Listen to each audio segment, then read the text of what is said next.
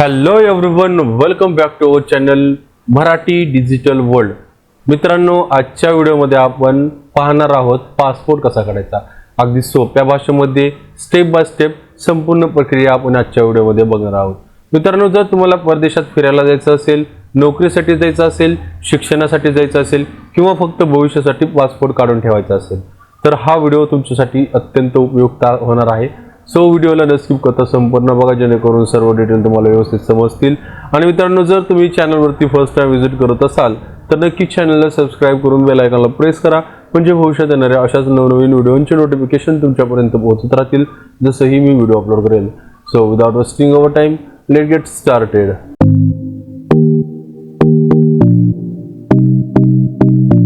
तर मित्रांनो, या व्हिडिओमध्ये आपण आज काय काय जाणून घेणार आहोत. तर पासपोर्टसाठी कोण पात्र आहे, कोणती कागदपत्रे लागतील, ऑनलाईन अर्ज कसा करायचा आहे, फी किती यासाठी लागणार आहे, त्याचबरोबर पोलीस व्हेरिफिकेशन कसं होतं आणि पासपोर्ट किती दिवसामध्ये मिळतो. तर अशा काही बऱ्याच गोष्टी आपण या व्हिडिओमध्ये बघणार आहोत. सो व्हिडिओला न स्किप करता संपूर्ण बघा, कारण एकही स्टेप तुमच्याकडनं मिस झाली तर तुमचा पासपोर्ट काढण्यासाठी तुम्हाला खूप अडचणी येऊ शकतात. सो व्हिडिओ न स्किप करता संपूर्ण बघायचा आहे. ठीक आहे, तर चला या ठिकाणी आपण व्हिडिओला सुरू करूयात. मित्रांनो, सर्वात अगोदर पासपोर्ट म्हणजे काय हे तुम्हाला माहित असणं गरजेचं आहे. सो या ठिकाणी पासपोर्ट हा गव्हर्नमेंट ऑफ इंडिया कडून जारी केलं जाणारं अधिकृत ओळख आणि प्रवासाचा एक दस्तावेज आहे. याच्या मदतीने तुम्ही परदेशात प्रवास करू शकता. आता मित्रांनो, पासपोर्टसाठी कोण कोण अर्ज करू शकणार, पासपोर्टसाठी अर्ज करण्यासाठी तुमची पात्रता काय काय असली पाहिजे हे आपण या ठिकाणी जाणून घेऊयात. मित्रांनो, पासपोर्ट काढण्यासाठी तुम्हाला भारताचं नागरिक असणं गरजेचं आहे. यामध्ये लहान मुले, विद्यार्थी, गृहिणी, नोकरी करणारे आणि ज्येष्ठ नागरिक यांचा सुद्धा समावेश होतो. हे सगळे याकरिता आवेदन करू शकतात. त्याचबरोबर नवजात बाळाचा सुद्धा पासपोर्ट काढता येतो, म्हणजे आता जन्मलेल्या बाळाचा देखील पासपोर्ट या ठिकाणी निघतो. पासपोर्टसाठी तुम्हाला कोणते कोणते डॉक्युमेंट आवश्यक आहेत, त्या ठिकाणी ओळखीचा पुरावा, यामध्ये तुम्ही आधार कार्ड, पॅन कार्ड आणि वोटर ID यापैकी कुठलेही एक डॉक्युमेंट देऊ शकता. पत्त्याच्या पुराव्यामध्ये सुद्धा आधार कार्ड, वीज बिल, बँकेचं पासबुक किंवा भाडे कराराचं म्हणजेच रेंट ॲग्रीमेंटचं डॉक्युमेंट तुम्ही देऊ शकता. जन्मतारखेच्या प्रूफसाठी तुम्हाला जन्म प्रमाणपत्र किंवा 10वीचं सनद यापैकी कुठलेही एक तुम्ही ॲज अ बर्थ प्रूफ म्हणून तुम्ही देऊ शकता. आता ऑनलाईन अर्ज कसा करायचा आहे हे तर मी तुम्हाला सांगणारच आहे.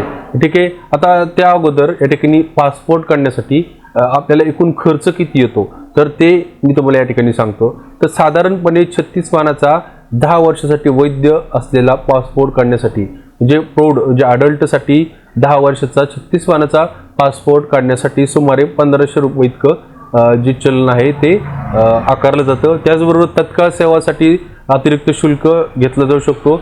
यामध्ये अतिरिक्त शुल्क आणि प्लस जे प्रौढांसाठी जी 1500 रुपये चलन आहे, असे मिळून एकूण तुम्हाला 2000 रुपये इतकं चलन जे आहे ते पे करावं लागणार आहे. ठीक आहे, त्याचबरोबर महत्त्वाचं म्हणजे आता पासपोर्ट तुम्हाला किती दिवसात भेटतो. आता तुम्ही अर्ज केला असं गृहीत धरा आणि अर्ज केल्यापासून तुम्हाला किती दिवसामध्ये पासपोर्ट मिळणार आहे.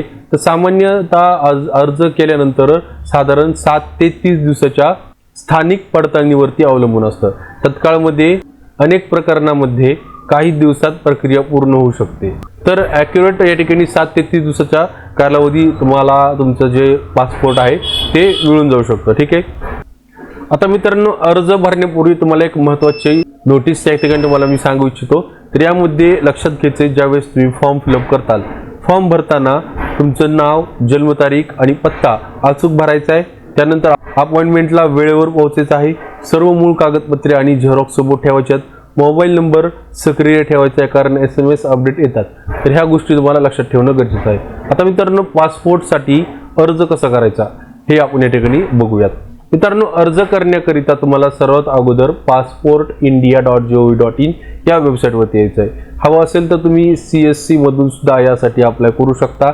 आता CSCची अप्लाय करण्याची आणि डायरेक्टली वेबसाईटवरती अप्लाय करण्याची स्टेप सेम आहे. फक्त तुम्हाला डायरेक्ट अप्लाय करताना या ठिकाणी नवीन युजरचं रजिस्ट्रेशन करून तुम्हाला अप्लाय करावं लागणार आहे. आणि जर तुमच्याकडे CSC ID वगैरे असतील तर तुम्ही तुमच्या CSC मध्ये जाऊन पासपोर्ट सेवा हे सर्च करून त्या ठिकाणी तुमचं लॉग इन करून तिथून अर्ज करायचा आहे. लॉग इन केल्यानंतरची अर्जाची प्रोसेस दोन्हीची सेम असणार आहे. सो आता या ठिकाणी डायरेक्टली वेबसाईटवरती अर्ज कसा करायचा मी तुम्हाला सांगतो. या ठिकाणी वेबसाईटवरती यायचं, वेबसाईटवरती आल्यानंतर तुम्हाला या ठिकाणी रजिस्टर्ड एक नावाचं ऑप्शन दिलेलं आहे. या ठिकाणी याच्यावरती क्लिक करायचं आहे, नवीन पेज ओपन होईल. या ठिकाणी तुम्हाला सर्वात अगोदर पासपोर्ट ऑफिस त्यावरती क्लिक करायचं आहे.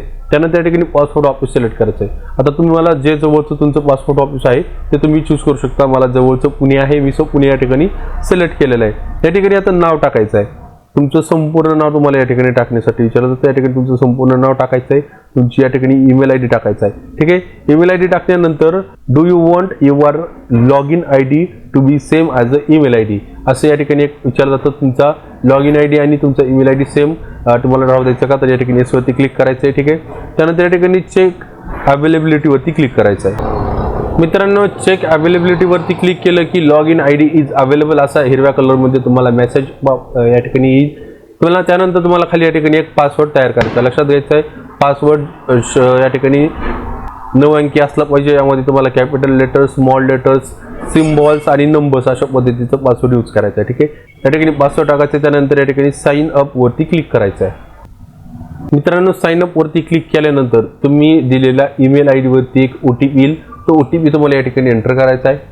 त्यानंतर कंप्लीट साइनअप वरती क्लिक करायचं आहे. कंप्लीट साइनअप वरती क्लिक केल्यानंतर your PSP account has been created अशा पद्धतीचा एक मेसेज येईल. तुम्हाला या ठिकाणी काय करायचं आहे, आता बॅक टू लॉग इन वरती या ठिकाणी क्लिक करायचं आहे. बॅक टू लॉग इन वरती क्लिक केलं की या ठिकाणी तुम्हाला तुमचा लॉग इन आय डी जो आता आपण तयार केला होता तो लॉग इन आय डी या ठिकाणी टाकायचा आहे. त्यानंतर कंटिन्यू वरती क्लिक करायचं आहे. कंटिन्यू वरती क्लिक केलं की तुम्हाला या ठिकाणी पासवर्ड टाकण्यासाठी विचारलं जातं. सो या ठिकाणी तुम्हाला पासवर्ड टाकायचं. पासवर्ड टाकून झाला की तुम्हाला सिंपल या ठिकाणी साइन इन वरती क्लिक करायचं आहे. ओके, साइन इन वरती क्लिक केलं की तुमच्या समोर अशा पद्धतीचं पेज येईल. या ठिकाणी हा डॅशबोर्ड आहे तुमचं लॉग इन केलेलं. तुम्ही आता लक्षात घ्यायचं CSE वाल्यांची म्हणजे जे CSE मधून या ठिकाणी पासवर्डसाठी आवेदन करणार असतील आणि जे डायरेक्टली या ठिकाणी आवेदन करणार असतील, दोन्हीचं लॉग इन केल्यानंतर सेम डॅशबोर्ड अशा पद्धतीचं येईल. ठीक आहे, आता आपल्याला या ठिकाणी नवीन पासपोर्टसाठी अप्लाय करायचं. त्याच्यासाठी काय करायचं, या ठिकाणी अप्लाय फॉर फ्रेश पासपोर्ट आणि रिइश्यू फॉर पासपोर्ट असं एक ऑप्शन या ठिकाणी दिलेलं आहे. सिंपल याच्यावरती क्लिक करायचं. यावरती क्लिक केलं की तुम्हाला अशा पद्धतीचं एक ऑप्शन येतील. या ठिकाणी पासपोर्ट नंबर टाका आणि डेट ऑफ बर्थ टाका असं एक पद्धतीचा मेसेज येतो. आता हे कोणासाठी आहे, ज्यांना पासपोर्ट रिन्यू करायचं. लक्षात घ्यायचं, रिन्यू करायचं त्यांच्याकडे पासपोर्टचा नंबर ऑलरेडी असेल. सो हे रिन्यूवाल्यांसाठी. आता नवीनवाल्यांसाठी काय करायचं, या ठिकाणी स्किप फॉर नावरती क्लिक करायचं आहे. या ठिकाणी पासपोर्ट ऑफिस आपण ऑलरेडी पुणे घेतलेलं आहे. CSE वाल्यांना या ठिकाणी पुणे जे ऑफिस आहे ते या ठिकाणी निवडायचं. ओके, त्यांच्यासाठी हे डिफॉल्ट येणार नाही. ठीक आहे, आता या ठिकाणी नेक्स्ट वरती क्लिक करायचं. नेक्स्ट वरती क्लिक केलं की या ठिकाणी सर्वात अगोदर अप्लाय फॉर फ्रेश पासपोर्ट वरती क्लिक करायचं आहे. त्यानंतर टाईप ऑफ ॲप्लिकेशन या ठिकाणी नॉर्मल वरती क्लिक करायचं आहे. आता या ठिकाणी लक्ष घ्या, टाईप ऑफ पासपोर्ट बुकलेट या ठिकाणी तुम्हाला टाईप चूज करण्यासाठी विचारला जातो. त्यामध्ये 36 पानाचा असतो आणि 60 पेजेसचा असतो. तर ठीक आहे, 36 पेजेसचा घेतला तर तुम्हाला 1,500 रुपये चलन राहील. 60 पेजेसचा घेतला तर चलन हे वाढेल. ठीक आहे, तर मी या ठिकाणी जर तुम्हाला जास्त विदेशामध्ये वगैरे फिरायचं असेल तर तुम्ही या ठिकाणी 60 पानाचं घेऊ शकता.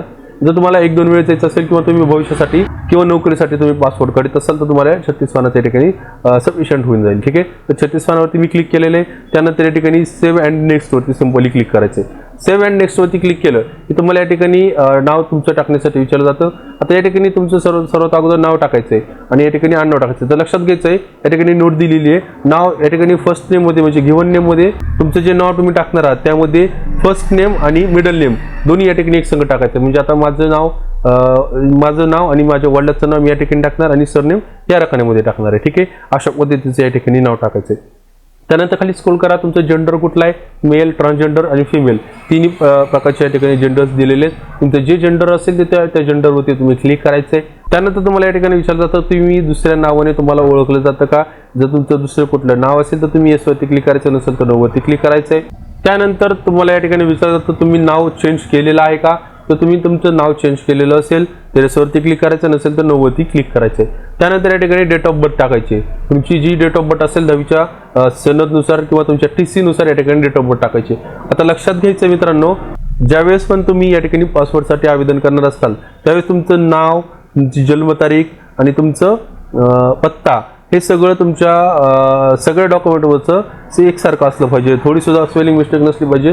जर स्पेलिंग मिस्टेक असतील तर तुमचे डॉक्युमेंट व्हेरिफिकेशनच्या टायमाला तुम्हाला तिथून बाद केलं जाऊ शकतं. पुन्हा तुम्हाला डबल अपॉइंटमेंट घ्यावी लागेल. त्यासाठी तुमचे डॉक्युमेंट सगळे क्लिअर आहेत का नाही ते बघायचे. ठीक आहे, या ठिकाणी डेट ऑफ बर्थ टाकायचे. त्यानंतर तुम्हाला या ठिकाणी विचारलं जातं is your place of birth is out of India. त्या ठिकाणी तुम्ही तुमचं जर birth place out of India असेल तर या ठिकाणी येसवरती क्लिक करायचं, नसेल तर नो वरती क्लिक करायचे. त्यानंतर तुमचा बर्थ प्लेस कुठला आहे तो बर्थ प्लेसचे विलेज, टाउन, सिटी जे काय असेल या ठिकाणी तुम्हाला टाकायचे.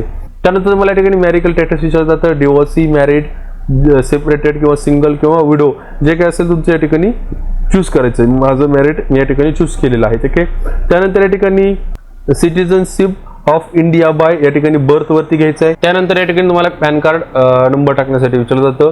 तर तुमच्याकडे पॅन कार्ड अवेलेबल असेल तर तुम्ही पॅनचा नंबर टाकायचा आहे. वोटर आयडीचा नंबर नाही टाकलं तरी चालतं, पॅन कार्डचा असेल तर टाका, नसेल तरी हे स्किप केलं तरी चालतं. ठीक आहे, त्यानंतर या ठिकाणी एम्प्लॉयमेंट टाईप विचारला जातो. यामध्ये तुमचं एम्प्लॉयमेंट कुठलं आहे, तुम्ही स्टुडंट आहात किंवा तुम्ही सेल्फ एम्प्लॉय असाल किंवा तुमची जॉब असेल किंवा प्रायव्हेट सेक्टरमध्ये तुम्ही काम करत असाल किंवा नॉट एम्प्लॉयड, अशा पद्धतीचे या ठिकाणी ऑप्शन आहेत.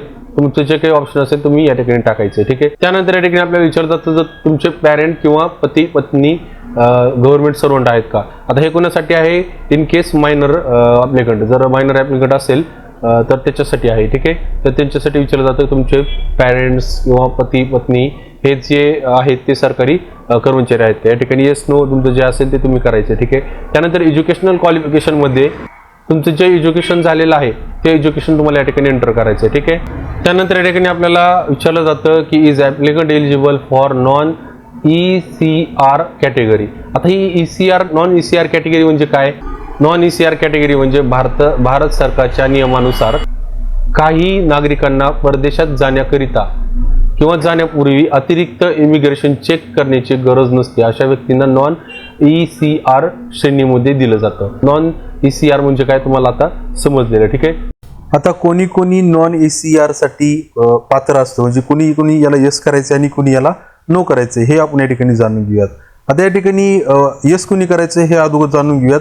या ठिकाणी यस करणाऱ्यासाठी जी पात्रता आहे ती म्हणजे या ठिकाणी किमान 10वी पास असणं गरजेचं आहे. तुमच्याकडे 10वीचं सर्टिफिकेट किंवा त्यापेक्षा अधिक शिक्षणाचा पुरावा असणं आवश्यक आहे. तुमच्याकडे तुम्ही जर आयकरदाता असाल तर तुम्ही सुद्धा या ठिकाणी पात्र असणार आहेत. त्याचबरोबर तुम्ही व्यावसायिक म्हणजेच डॉक्टर, इंजिनियर किंवा शिक्षक इत्यादी आहात तर तुम्ही यासाठी यस करायचं आहे. त्याचबरोबर तुम्ही 18 वर्षाच्या खालील मुलं आहात तर तरी देखील तुम्हाला याला या ठिकाणी यस करायचं आहे. जर तुम्ही या ठिकाणी 50 वर्षापेक्षा जास्त वयाचे असताल तरी सुद्धा तुम्हाला या ठिकाणी नॉन ECR यासाठी यस करायचे. आता नो कोणी कोणी करायचे लक्षात घ्या. जर तुम्ही 10वी पास नसाल तर तुम्ही नो करायचे. त्याचबरोबर वरीलपैकी म्हणजे मी यापूर्वी जे सांगितलेल्या अटी आहेत त्यापैकी एकही अट तुम्ही अटीमध्ये तुम्ही बसत नसाल तर तुम्हाला नो वरती क्लिक करायचं आहे. त्याचबरोबर विशेषतः ECR श्रेणी येत असाल तर तुम्ही या ठिकाणी नो वरती क्लिक करायचं आहे. जर तुम्ही विशेषतः ECR श्रेणीमध्ये येत असाल तर तुम्ही नो वरती क्लिक करायचं आहे. ठीक आहे, हे लक्षात आलंय. आता तुम्हाला ECR नॉन ECR काय आहे हे समजलेलं आहे. ठीक आहे, त्यानुसार तुम्ही या ठिकाणी तुमचं येस किंवा नो तुम्हाला निवडायचं आहे. ठीक आहे, त्यानंतर खाली या ठिकाणी तुमचं या ठिकाणी व्हिजिबल मार्क तुम्हाला टाकायचं, म्हणजे थोडक्यात तुमची एखादी जन्म खून तुम्हाला टाकायची. जसं की तुम्ही तीळ वगैरे तुमच्या हातावर, तोंडावरती कुठे तुमचं तीळ असेल तर ते त्या पद्धतीचं या ठिकाणी टाकायचं आहे. ठीक आहे, तर त्यानंतर खाली या ठिकाणी तुम्हाला आधार नंबर विचारला जातो. या ठिकाणी आधार नंबर टाका, अवेलेबल असेल, नसेल रिकामं सोडलं तरी चालतं. ठीक आहे, त्यानंतर खाली स्क्रॉल करायचं आहे, आय ॲग्रीवरती क्लिक करायचं आहे आणि या ठिकाणी सेव्ह अँड नेक्स्टवरती तुम्हाला क्लिक करायचं आहे. सेव्ह अँड नेक्स्टवरती क्लिक केल्यानंतर फॅमिली डिटेल्सच्या पेजवरती याल. सर्वात अगोदर वडिलाचं नाव, आईचं नाव, त्यानंतर या ठिकाणी जर लिगल गार्डियन्स असतील तर त्यांचं टाकायचं, जर असतील तर, नसतील तरी रिकामं सोडलं तरी चालतं. त्यानंतर या ठिकाणी तुमच्या जर तुम्ही मॅरिड असाल तर तुमच्या पत्नीचं किंवा पतीचं नाव तुम्ही या ठिकाणी टाकायचं आहे. ठीक आहे, त्यानंतर सेव्ह अँड नेक्स्टवरती क्लिक करायचं आहे. त्यानंतर तुम्ही या ठिकाणी ॲड्रेस डिटेल्सच्या पेजवरती याल. या ठिकाणी तुम्हाला तुमचं संपूर्ण ॲड्रेस टाकायचा आहे. सर्वात अगोदर आपल्याला या ठिकाणी विचारलं जातं is your present address out of India. त्या ठिकाणी नोवरती क्लिक करायचं आहे. त्यानंतर तुमचा हाऊस नंबर या ठिकाणी टाकायचा किंवा स्ट्रीट नेम या ठिकाणी तुम्ही टाकू शकता.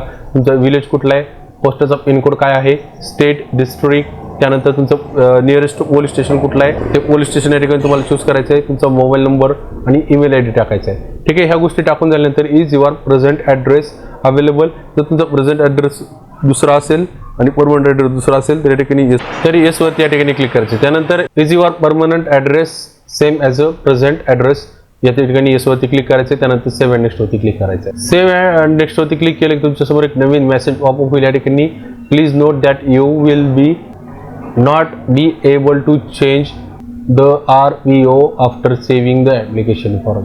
या ठिकाणी तुम्ही RPO म्हणजे जे पासपोर्टचं ऑफिस आहे ते तुम्ही चेंज करू शकणार नाहीत, अशा पद्धतीचा एक मेसेज या ठिकाणी येत आहे. ठीक आहे, याला ओके वरती सिंपली क्लिक करायचं आहे. त्यानंतर तुम्ही या ठिकाणी एमर्जन्सी कॉन्टॅक्ट डिटेल्सच्या पेजवरती याल. या ठिकाणी एमर्जन्सी कॉन्टॅक्ट पर्सनचं नाव आणि ॲड्रेस टाकायचं आहे, त्याचा मोबाईल नंबर आणि ईमेल आय डी टाकून सेव्ह अँड नेक्स्ट वरती क्लिक करायचं. ठीक आहे, सेव्ह अँड नेक्स्ट वरती क्लिक केल्यानंतर तुम्ही प्रिव्हियस पासपोर्ट च्या पेजवरती या ठिकाणी प्रिव्हियस पासपोर्ट डिटेल्सच्या पेजवरती या ठिकाणी have you ever hold any identity certificate त्या ठिकाणी असेल तर यसवरती करा, नसेल तर नो वरती क्लिक करायचे. जर असेल तुम्ही यसवरती क्लिक केलं तर त्याच्या रिलेटेडचे डिटेल्स या ठिकाणी तुम्हाला फिलअप करायचे. ठीक आहे, तर माझ्याकडे नाही नो वरती क्लिक केलेले आहे. त्यानंतर details of previous current diplomatic office passport या ठिकाणी जर असेल तर या ठिकाणी डिटेल्स अवेलेबल वरती क्लिक करा, नसेल तर डिटेल्स नॉट अवेलेबल वरती क्लिक करायचे.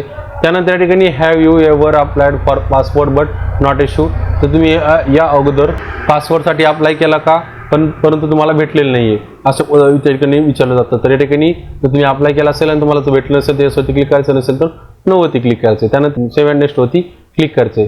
त्यानंतर या ठिकाणी युआर ॲप्लिकेशन रेफरन्स नंबर तुम्हाला या ठिकाणी आलेला असेल. त्यानंतर या ठिकाणी आपल्याला खाली काही अदर डिटेल्स आहेत त्या ठिकाणी फिल करायचे. त्यामध्ये तुम्हाला सर्वात अगोदर तुमचं कुठलं क्रिमिनल रेकॉर्ड वगैरे आहे का विचारलं जातं. या ठिकाणी नो वरती क्लिक करायचंय. जवळपास या ठिकाणी जेवढे ऑप्शन प्रोव्हाइड केलेले आहेत त्याला सगळ्यांना तुम्हाला या ठिकाणी नोला क्लिक करायचं. लक्षात घ्यायचं तुम्ही एकाला जर येस केलं तर तुमचं पासपोर्ट आहे ते निघणार नाही. तर तरी सुद्धा तुम्ही सगळ्या डिटेल्स ज्या आहेत त्या सगळ्या एकदा व्यवस्थितरित्या ह्या चेक करायच्यात. त्यामध्ये नेमकं तुम्हाला काय काय विचारलं जातं त्या सगळ्या गोष्टी चेक करा. त्यानंतरच या ठिकाणी येस नो वरती तुम्हाला क्लिक करायचं आहे, लक्षात घ्या. ठीक आहे, त्यानंतर सेव्ह अँड नेक्स्ट वरती क्लिक करायचं आहे. सेव्ह अँड नेक्स्ट वरती क्लिक केल्यानंतर तुम्हाला तुमच्या पासपोर्टचं प्रिव्ह्यू या ठिकाणी येईल. या ठिकाणी लक्षात घ्यायचं आहे तुमचा प्रिव्ह्यू आलेला आहे. यामध्ये तुम्हाला सगळ्या डिटेल्स ज्या आहेत त्या सगळ्या व्यवस्थितरित्या चेक करायच्यात. यामध्ये तुमचं नाव असेल, सगळ्या गोष्टी, तुमचं जन्मस्थळ वगैरे, तुमची डेट ऑफ बर्थ, तुमच्या वडिलाचं नाव, आईचं नाव, पती पत्नीचं नाव, तुमचा ॲड्रेस, सगळ्या गोष्टी या ठिकाणी आलेल्या असतील. सगळे डिटेल्स जर बरोबर असतील तर तुम्हाला या ठिकाणी I agree the information and particulars are true and correct यावरती क्लिक करायचे. सेव्ह अँड नेक्स्ट वरती सिंपली क्लिक करायचं आहे. त्यानंतर तुम्ही या ठिकाणी डिटेल्स व्हेरिफिकेशनच्या पेजवरती याल. या ठिकाणी सर्वात अगोदर प्रूफ ऑफ बर्थ, यामध्ये तुम्हाला तुमचे प्रूफ ऑफ बर्थसाठी तुम्ही कुठलं डॉक्युमेंट देणार आहात ते या ठिकाणी निवडायचे. ठीक आहे, तर मी या ठिकाणी ट्रान्सफरवर स्कूल लिव्हिंग सर्टिफिकेट किंवा या ठिकाणी मॅट्रिक सर्टिफिकेट हे ऑप्शन दिलेले आहे. सो मी या ठिकाणी हे घेतलेलं आहे. माझ्याकडे सनद TC दोन्ही आहे, सो मी या ठिकाणी ते घेतलेलं आहे. ठीक आहे, त्यानंतर या ठिकाणी ॲक्सेस तुम्ही या ठिकाणी डिजिलॉकरवरून सुद्धा ह्याला ॲक्सेस करू शकता. तर तुमच्या डिजिलॉकरवरती हे डॉक्युमेंट्स असतील तर तुम्ही या ठिकाणी तुमचं डिजिलॉकर जे आहे ते लॉग इन करून तुम्ही त्याचं ॲक्सेस करू शकता. ठीक आहे, त्यानंतर या ठिकाणी प्रूफ ऑफ ॲड्रेसमध्ये मी या ठिकाणी आधार कार्ड घेणार आहे. त्यानंतर या ठिकाणी प्रूफ ऑफ ECNR हे सिलेक्ट करायचं आहे. त्या ठिकाणी त्यासाठी तुम्हाला या ठिकाणी लिस्ट दिलेलं आहे, त्यापैकी तुमच्याकडे जे डॉक्युमेंट अवेलेबल असेल ते डॉक्युमेंट तुम्ही या ठिकाणी घ्यायचं. माझ्याकडे स्कूल लिव्हिंग सर्टिफिकेट अवेलेबल आहे, सो मी या ठिकाणी त्याच्या रिलेटेड या ठिकाणी घेतलेलं आहे. ठीक आहे, त्यानंतर खाली या ठिकाणी काही डिक्लेरेशन दिलेलं आहे, याला ॲक्सेप्ट करायचं आहे. त्यानंतर तुमचं प्लेस या ठिकाणी टाकायचं आहे. त्यानंतर या ठिकाणी हवं असेल तर तुम्ही प्रिव्ह्यूवरती क्लिक करून तुमचं प्रिव्ह्यू बघू शकता. त्यानंतर तुम्हाला डिफॉल्टमध्ये सेव्ह करायचं असेल तर तुम्ही या ठिकाणी सेव्हवरती क्लिक करून डिफॉल्टवरती सेव्ह करू शकता. त्यानंतर या ठिकाणी जर तुम्हाला सगळं काही ओके असेल तर तुम्हाला सबमिट करायचं असेल त्या ठिकाणी सबमिटवरती क्लिक करायचं आहे. ठीक आहे, सबमिटवरती क्लिक केल्यानंतर your application form has been submitted successfully. या ठिकाणी रेफरन्स नंबर आलेला आहे. या ठिकाणी पे अँड शेड्यूल अपॉइंटमेंटचे ऑप्शन दिलेले आहे आणि या ठिकाणी प्रिंट ॲप्लिकेशन रिसिप्ट होती अगोदर सर्वात अगोदर तुम्हाला क्लिक करायचं. ठीक आहे, या ठिकाणी ही ॲप्लिकेशन रिसिप्ट आहे, त्याच्याला तुम्हाला याची प्रिंटआउट काढून घ्यायची. ठीक आहे, अशा पद्धतीच्या ॲप्लिकेशन रिसिप्ट आलेली असेल त्या ठिकाणी तुम्हाला खाली स्क्रोल करून याला प्रिंट किंवा तुम्ही डाउनलोड करून घेऊ शकता. ठीक आहे, तर अशा पद्धतीने तुम्ही तुमचे जे फॉर्म आहे त्याची रिसिप्ट या ठिकाणी डाउनलोड करून घ्यायची. आता तुम्हाला या ठिकाणी ॲप्लिकेशनची फीस आणि या ठिकाणी तुम्हाला अपॉइंटमेंट बुक करायची. त्यासाठी तुम्हाला काय करावं लागणार आहे, या ठिकाणी सर्वात अगोदर तुम्ही माय ॲप्लिकेशन्सवरती क्लिक करायचे. त्यानंतर तुम्हाला या ठिकाणी अपॉइंटमेंट डेट या ठिकाणी हे जे 3 डॉट दिलेले आहेत त्यावरती सिंपली क्लिक करा. या ठिकाणी व्ह्यू फॉर्मवरती क्लिक करायचं सर्वात अगोदर. त्यानंतर तुम्हाला या ठिकाणी पे अँड शेड्यूल अपॉइंटमेंटचं ऑप्शन येईल. सिंपली तुम्हाला यावरती क्लिक करायचं आहे. यावरती क्लिक करून तुम्हाला सर्वात अगोदर PSK या ठिकाणी सिलेक्ट करायचं जातं. या ठिकाणी PSK तुम्हाला म्हणजे PSK म्हणजे या ठिकाणी डॉक्युमेंट व्हेरिफिकेशनसाठी तुम्हाला कुठे व्हिजिट करायची आहे. त्या ठिकाणी PSK निवडण्या अगोदर कोणते PSKला या ठिकाणी जागा या ठिकाणी अपॉइंटमेंट अवेलेबल आहेत त्याची या ठिकाणी तुम्हाला लिस्ट प्रोव्हाइड केलेली आहे. या ठिकाणी तुम्ही बघू शकता. आता तुम्हाला जे PSK तुम्हाला जवळ पडतं ते PSK या ठिकाणी तुम्ही निवडायचं आहे. ठीक आहे. ते जे तुम्हाला जवळ पडेल ते PSK निवडा. त्यानंतर या ठिकाणी ओकेवरती क्लिक करायचं आहे. ओकेवरती क्लिक केल्यानंतर तुम्हाला या ठिकाणी PSKचे अवेलेबल डेट्स या ठिकाणी प्रोव्हाइड केलेले आहेत. तुम्हाला हवा असतील या ठिकाणी तुम्ही क्लिक करून बघायचं. ज्या ठिकाणी हिरवं दिलेलं आहे त्या डेट्स अवेलेबल आहेत. तर आता तुम्हाला जी तुमच्या सोयीनुसार तुम्हाला जी डेट चूज करायची तुम्ही ती डेट चूज करायची खाली या ठिकाणी. त्यानंतर मेकअप पेमेंटवरती क्लिक करायचं. मेकअप पेमेंटवरती क्लिक केल्यानंतर तुम्ही तुमचं जे एकूण 1,500 रुपये चलन आहे ते चलन या ठिकाणी तुम्हाला पे करून घ्यायचे. त्यानंतर तुमची जे अपॉइंटमेंट आहे ती या ठिकाणी बुक होईल. तर तुम्हाला घेतलेल्या अपॉइंटमेंटच्या दिवशी जो तुम्ही टाईम सिलेक्ट केला आहे त्या टाईममध्ये तुम्हाला तुमचे सगळे ओरिजिनल डॉक्युमेंट्स प्लस झेरॉक्सचा एक बंच घेऊन तुम्हाला त्या ठिकाणी PSK ऑफिसवरती त्या ठिकाणी तुम्हाला डॉक्युमेंट व्हेरिफिकेशनसाठी जायचं आहे. ठीक आहे. तर अशा पद्धतीनं तुम्ही तुमच्या पासपोर्टकरिता आवेदन करू शकता. तर ठीक आहे मित्रांनो, आजच्या व्हिडिओमध्ये एवढीच इन्फॉर्मेशन होती. दिलेली माहिती जर तुम्हाला आवडली असेल तर नक्की व्हिडिओला लाईक करा. त्याचबरोबर हा व्हिडिओ तुमच्या मित्रमैत्रिणीपर्यंत नक्की शेअर करा. आणि जर तुम्हाला काही डाऊट असतील तर नक्की कमेंट सेक्शनमध्ये याच्या रिलेटेड तुम्ही मला विचारू शकता. नक्की तुमच्या कमेंटला रिप्लाय करण्याचा मी 100% प्रयत्न करेल. ठीक आहे. भेटूयात अशाच नवीन नॉलेजेबल व्हिडिओमध्ये. तोपर्यंत जय हिंद, जय महाराष्ट्र.